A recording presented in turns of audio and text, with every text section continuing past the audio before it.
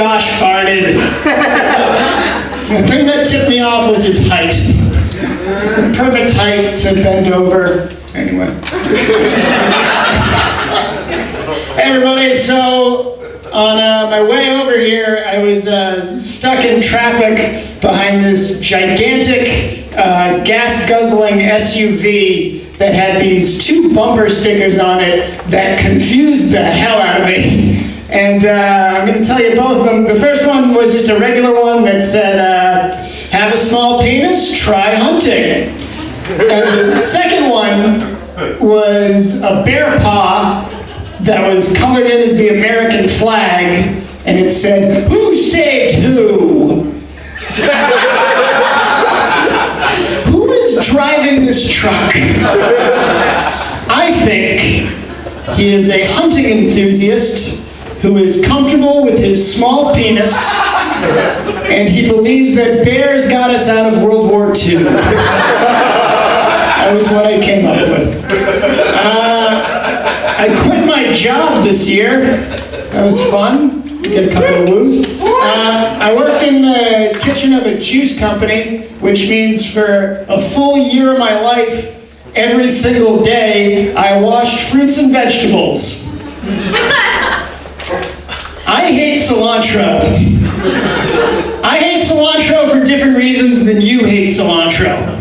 You hate cilantro because it tastes a little funny. I hate cilantro because it means my education was a goddamn lie. That's why I hate cilantro. I'll tell you one story. In the juice kitchen that I worked in, we had a whiteboard that would have our first names and the shift we were working. And one day, we got a new guy who joined the kitchen. His name was Kike, spelled K-I-K-E, which is fine, except nobody introduced me to Kike.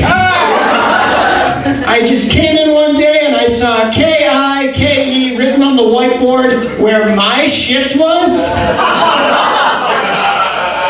And I just stared at it for a long time and thought, I don't think I can work here anymore. I need to get out. I'm on the job hunt, which isn't fun because you have to do everything online, and I hate applying for jobs online. I got a LinkedIn account, and one day I got added by a guy who I've never met in my life before. His name was Jason. His profile photo was of him shirtless and playing beer pong. His current job is unemployed, spelled unemployed.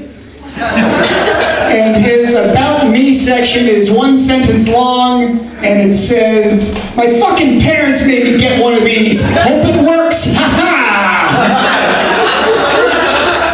Now, I've never met this man before, and the only thing that bothers me about that is, I think the way how he found me was LinkedIn sent him a message that said, here's someone who's similar to you. You two should combine your efforts. Hope it works. Ha ha! So I've been temping a lot. I've been like a bunch of different offices, and I'm trying to show that I'm a worthy person to employ, and so I've been looking up a lot of power moves online. Do you guys know what power moves are? They're like little psychological things you can do to gain the edge over someone. Like one that I learned is if you go to shake someone's hand, grab them by the end of the finger so they can't give you like a firm handshake. I learned that one. I invented one myself that you guys can feel free to use it. Next time you're with like your work rival and you're near like a flyer or like an open book or something with writing, point to it and go, ha, can you believe that typo? Because 3 things happen. 1, they struggle to find a typo. 2, they pretend to find a typo. 3rd thing, they own up to and say, I don't know, where is it? You say, well, it's right there. Can't you read? You have won the week. They're not sleeping at all. Because nobody likes to be accused of being illiterate. That's what I've learned. I gotta do my taxes. I'm the only person that I know who's blown away that everybody needs to pay their taxes. Like, think of the scariest person you know. That person has to pay their taxes or they go to jail. Which means there was a time in our nation when John Wayne Gacy had to take a break from murdering people so he could sit in an H&R block office and think, do I have all my W-2s in order? What if I'm going to get anything back? I was smart this year. I took a trip to San Diego. I went to the San Diego Zoo. I love the zoo. I love that the zoo is a thing that exists. I like that you can wake up in the morning and think, what do I feel like doing today? And then your next thought can be, I don't know, I kind of feel like just staring at a panda. And then you can do that. It's like, yeah, I got $50. I want to look at a really confused polar bear. The polar bear is the only animal that I believe that we should not bring into zoos. They never look right. Like the polar bear at the San Diego Zoo came out, and I know this is stupid to say, but he looked like he hadn't shaved in a while. He came out in like a ratty old bathrobe, and he was eating pizza from 7-Eleven. And we're all like, Jesus Christ, polar bear, you're 32 years old.